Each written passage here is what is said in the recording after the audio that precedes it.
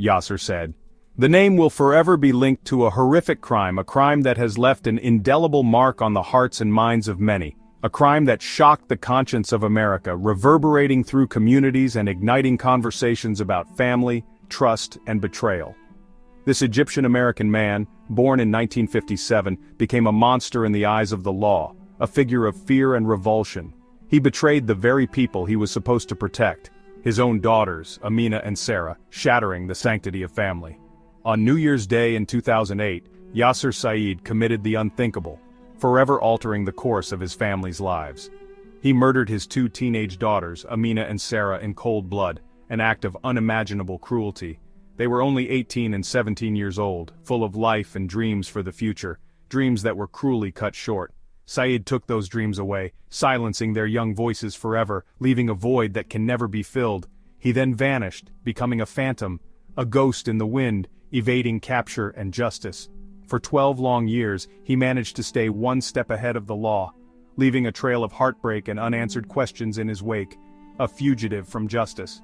This is the story of his crimes, his flight from justice, and the relentless pursuit that finally brought him to answer for his horrific deeds, a pursuit that spanned over a decade and involved countless hours of investigation and dedication. The night was cold, the air heavy with the promise of a new year. The streets were quiet, with only the occasional car passing by, its headlights cutting through the darkness. Families were gathered in their homes, celebrating the start of a new chapter, unaware of the impending horror. Little did anyone know that in Irving, Texas, a tragedy was about to unfold. A tragedy so profound that it would leave an indelible mark on the hearts of everyone in the community. The night seemed ordinary, but the events that were about to transpire were anything but. A tragedy that would shatter a family and leave a community in mourning. The pain and sorrow would ripple through the town, affecting everyone who knew the victims and even those who didn't. The sense of loss was palpable, and the community came together to support one another in their grief. Yaser Said, driven by a twisted sense of possessiveness and control, took his daughters for a drive. It was a drive that seemed innocent on the surface, but underneath, it was filled with sinister intentions. The darkness of the night mirrored the darkness in his heart. What started as an ordinary evening quickly turned into a nightmare. The quiet suburban streets, usually a symbol of safety and tranquility, became the backdrop for an unimaginable horror. The sense of dread grew with each passing moment. Inside his taxicab, a place that should have been safe, Amina and Sarah were shot multiple times. The cab, once a familiar and mundane part of their lives, became a scene of unspeakable violence. The sound of gunshots shattered the silence of the night. Sarah, in her last moments of life, managed to make a desperate call to 911. Her voice, filled with pain and terror, was a haunting reminder of the brutality they had just endured.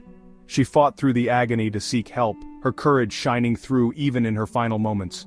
Her voice, filled with pain and terror, told the operator that her father had shot her. The desperation in her voice was unmistakable, and it conveyed the gravity of the situation. It was a call that would be etched in the memories of those who heard it. It was a call that would send chills down the spines of everyone who heard it. The emergency operators, trained to handle crises, were shaken by the raw emotion and terror in Sarah's voice. It was a moment that highlighted the fragility of life and the depths of human cruelty. Their bodies were later found in the abandoned taxicab. The scene was a grim testament to the violence that had occurred. The police, seasoned in dealing with crime, were deeply affected by the brutality they witnessed. Amina shot twice, Sarah 9 times. The sheer number of shots fired spoke volumes about the rage and intent behind the act. It was a level of violence that was hard to comprehend, leaving everyone grappling with the senselessness of the crime. The brutality of the crime sent shockwaves through the community. Vigils were held, and people gathered to mourn and remember the lives lost. The media coverage brought the tragedy to a wider audience, spreading the sorrow and disbelief beyond the borders of Irving. How could a father commit such a heinous act against his own flesh and blood? The question lingered in the air, unanswered, as the community struggled to come to terms with the horror. The emotional toll was immense, and the scars left behind would take a long time to heal. Yaser Said knew what he had done. He knew the police were after him, so he ran. He disappeared into thin air, becoming a ghost, a phantom haunting the thoughts of those who sought justice for Amina and Sarah. For 12 long years, he lived in the shadows, evading the law. He was a ghost story, whispered in hushed tones, his face plastered on wanted posters across the country. His name became synonymous with evil, a reminder that monsters often hide in plain sight. Said's ability to stay hidden for so long was a testament to his cunning and the help he received from those who chose loyalty over justice. His family, blinded by misplaced allegiance, provided him with shelter, money, and a veil of secrecy that allowed him to stay hidden from the long arm of the law. How does a man, accused of such a horrific crime, manage to stay hidden for over a decade? The answer, in this case, lies in the tangled web of family loyalty. Yaser Said, even with a $100,000 reward on his head, found refuge in the very people who shared his bloodline. His brother, Yaser Said, and nephew, Islam Said, became complicit in his crimes. They provided him with a hiding place, an apartment in Bedford, Texas. They became his lifeline to the outside world, bringing him food, money, and whatever else he needed to survive. Their actions, driven by a misguided sense of family obligation, only prolonged the pain and suffering of the victims' loved ones. It was a betrayal of justice, a slap in the face to those who yearned for the day Yaser Said would be held accountable for his actions. Section 5. The walls close in. But the walls were closing in. The FBI never gave up on finding Yaser Said. They chased down every lead, every whisper, every rumor. The investigation was relentless, fueled by the determination to bring a killer to justice and provide some semblance of closure to Amina and Sarah's grieving family. Tips came in from across the country. Sightings were reported, only to turn out to be dead ends. But the FBI never wavered in their pursuit. They knew that Said was out there hiding in plain sight, and they were determined to find him. Their persistence paid off. In August 2020, after 12 long years, the net finally tightened around Yaser Said. A tip led them to a quiet town in Texas called Justin. The ghost story was about to come to an end. Section 6. Justice for Amina and Sarah. The end came swiftly for Yaser Said. The FBI, acting on the crucial tip, descended upon the unassuming house in Justin, Texas. After all these years, he was found hiding in plain sight, living a lie. The man who had once instilled fear in so many was now the one looking over his shoulder. On August 26, 2020, Yaser Said was finally captured. The news of his arrest spread like wildfire, bringing a mix of relief, shock, and a long-awaited sense of justice to those who had been following the case. The ghost had been caught. His capture was a testament to the unwavering dedication of law enforcement. It was a victory for Amina and Sarah, whose voices had been tragically silenced. And it was a reminder that even in the darkest of times, justice, though it may be delayed, will ultimately prevail. Section 7. A life sentence but no death penalty. The trial of Yaser Said was a media spectacle. News crews from across the country gathered outside the courthouse, eager to capture every moment of the proceedings. Reporters with microphones and journalists taking notes were a common sight, as the case had garnered national attention. The eyes of the nation were on the courtroom as the prosecution laid out their case. The gallery was packed with spectators, and the judge and jury listened intently. Courtroom sketches captured the tense atmosphere, showing an audience hanging on every word. The evidence was overwhelming. Sarah's chilling 911 call, where her voice trembled with fear, painted a vivid picture of the horror she faced. The murder weapon found at the scene, a handgun with Yaser's fingerprints, was a crucial piece of evidence, and a mountain of circumstantial evidence that pointed directly at Yaser Said. Detectives presented their findings meticulously, leaving no stone unturned. Despite his attempts to maintain his innocence, the jury saw through his lies.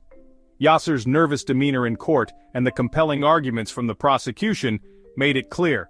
After a trial that gripped the nation, in August 2022, the moment of truth arrived.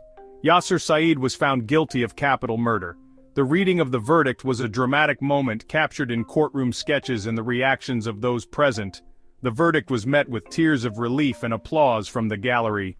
Families of the victims and supporters of justice felt a wave of emotions. Though eligible for the death penalty, the prosecution opted for a sentence of life imprisonment without the possibility of parole. This decision was made after careful consideration of the circumstances and the wishes of the victims' families. Yaser Said, the man who had taken so much from so many, was now a prisoner. He was led away in handcuffs, a stark contrast to the life he once knew.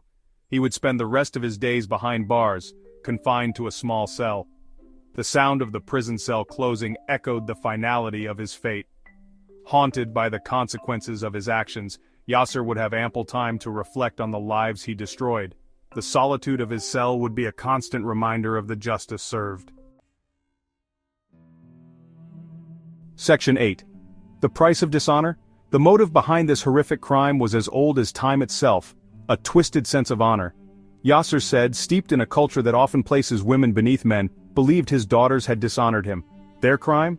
Embracing the freedoms of American life. They dated boys he did not approve of. They embraced a life outside the strict confines he tried to impose. In his warped mind, their actions justified his. This case shone a light on the dangers of so-called honor killings. These are not acts of passion but calculated murders, often planned and carried out with chilling brutality. They are a stain on humanity, a reminder that even in the 21st century, archaic beliefs can have deadly consequences. Section 9. In memory of Amina and Sarah. In the end, Yaser Said's story is not about him. It's about Amina and Sarah, whose lives were tragically cut short. It's about the family and friends left behind to pick up the pieces, forever haunted by their absence. Their memory lives on, not in the shadow of their father's crimes but in the hearts of those who loved them. They are a reminder that even in the face of unimaginable darkness, the human spirit can endure.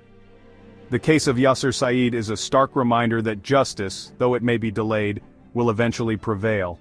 It's a testament to the unwavering dedication of law enforcement and the importance of never giving up hope, even in the face of seemingly insurmountable odds. And it's a chilling reminder of the fragility of life and the devastating consequences of hate and intolerance.